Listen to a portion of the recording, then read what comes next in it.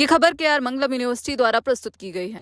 देखिए, एक बयान पूर्व में आया था, मैं इस चीज को बार बार अवलोकन कर रहा हूँ।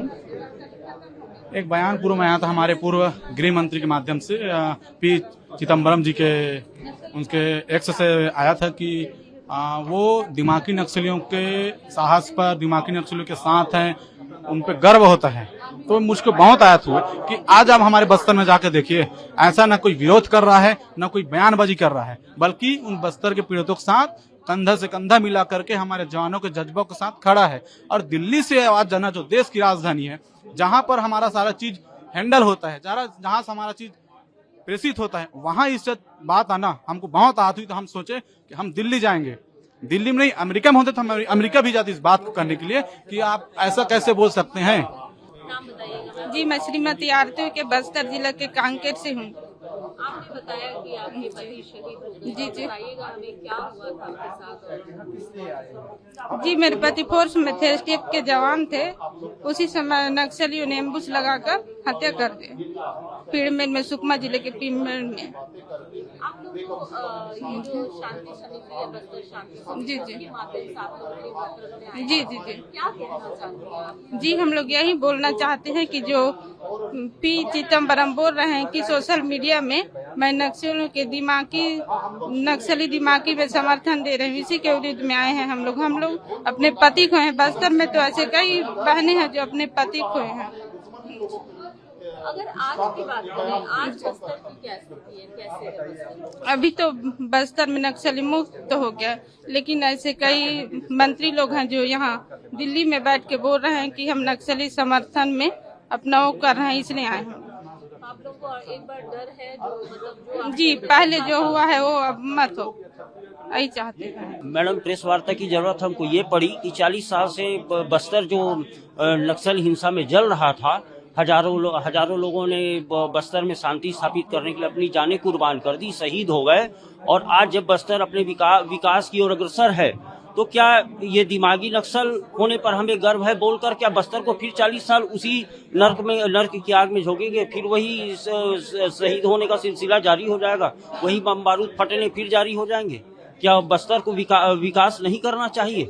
मैडम, बस्तर को विकास करना चाहिए। ये मानसिकता वापस हमको 40 साल पीछे वापस ढकेल देगी, उसी मानसिकता में जहां फिर ब्लास्ट होंगी, फिर गोलियां चलेंगी, फिर जवान शहीद होंगे, कई के घर उजड़ेंगे, कई बहनों के भाई जो है शहीद हो जाएंगे। मैडम, तो ये ऐसा नहीं होना चाहिए। नक्सली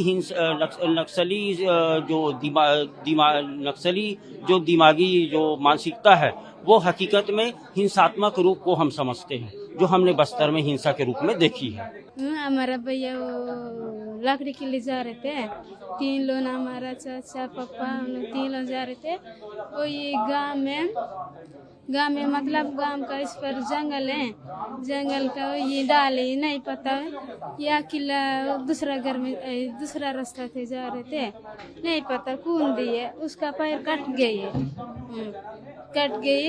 हम फिर उसके बाद कैसे करें, हमारा पापा गए, घर से काट लाए, काट से दो के घर ले जाके वहाँ पुलिस कैंप में बता दिए।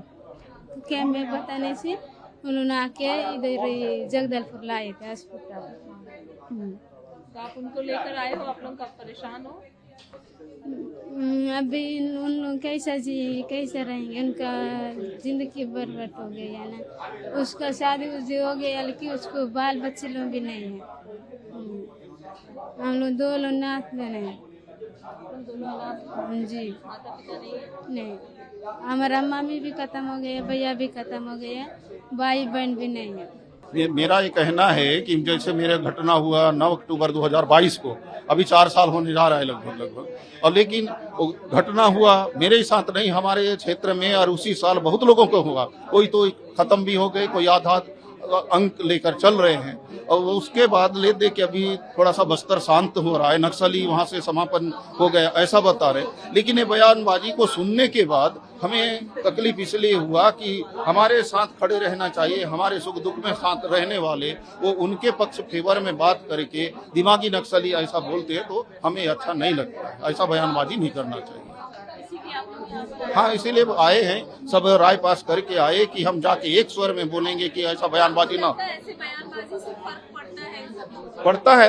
कई लोग होंगे अभी भी जो इस प्रकार के बयान को सुनने के बाद उनको बल मिलता हो। हम तो यही सोचते हैं कि उनको बाकी लोगों को बल मिलता है ऐसे बयान सुनने के बाद। मैं सीआरपीएफ को यहाँ पे रिप्रेजेंट कर रहा हूँ। उन्होंने सीआरपीएफ ने और जितने भी सिविल पुलिस ने जितनी भी जानें गंवाई हैं, कई लोगों के अंग चले गए, कई लोगों ने जान गंवा दी, बिल्कुल कई लोगों की डेड बॉडी भी नहीं मिली लोगों, है ना, उनके पार्ट्स मिले। तो मैं इन सब जो अभी फिर से एक साइकोलॉजिकल और एक आइडियोलॉजिकल जो ये ट्रेंड चल रहा है दिमागी नक्सल होने का, इसको मैं बस ये कहना चाहूँगा कि इन नक्सल मुक्त करने में बहुत खून बहा है, बहुत मेहनत लगी है, बहुत सारे ऑपरेशनल मतलब मदद लगी है सरकार की तरफ से, गांव वालों की तरफ से बहुत सपोर्ट लगा है। तो वो एक दिन में नहीं हुआ है। अब इस चीज़ को अगर इतने बड़े बड़े लोग अगर सपोर्ट करेंगे तो ये बड़ा ही अपमानजनक होगा। ये आपको लगता है कि ये जो बड़े लोग सपोर्ट कर रहे हैं इसका इम्पैक्ट पड़ेगा, नक्सल जो है उसको बढ़ावा मिलेगा, इसलिए आप लोग आए, क्या लगता है? ये एक तरह से it's like corruption of the mind.